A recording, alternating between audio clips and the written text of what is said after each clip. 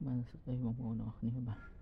Ini cũng đấy cái nhóm màu chạy lệ vì speaker shipហើយ speaker នេះជាពួក limit edition មកវាគឺ ship នឹងហ្មងបងប្អូនហើយ spec របស់វា Bluetooth 5.3 មានវិទ្យុមានភ្លើង RGB មានការពារទឹក IPX5 មាន EQ សម្រាប់សេរីហើយមានមុខងារ TWS បាទអ្វីដែលពិសេសនេះគឺ speaker នេះជាប្រភេទ limit edition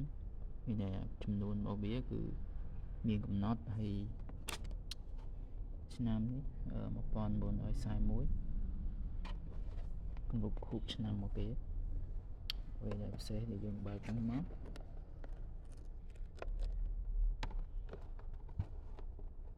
គឺ special មែនទេ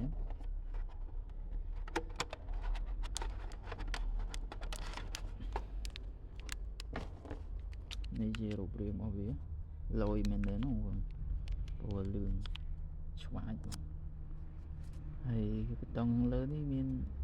បើកសលេងមានប៊ូតុង mode មានប៊ូតុង FM EQ សេរីសលេងហើយដូរភ្លើង RGB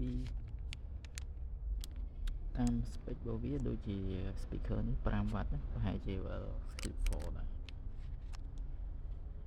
អែមមែនតើបងប្អូនរូបរាងអូខេមួយបើក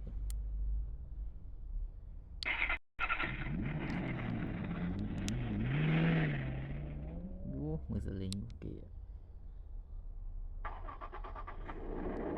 អ្នកទាំងគ្នាអញ្ចឹងពេលហ្នឹងគឺគាត់ចាំយូរទេយកតុក្កតាហ្នឹងទៅដាក់នៅកន្លែងទូដាក់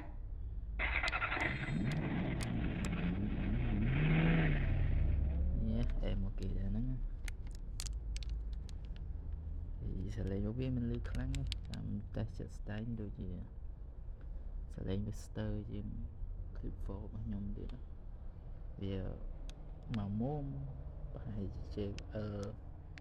Go 3អី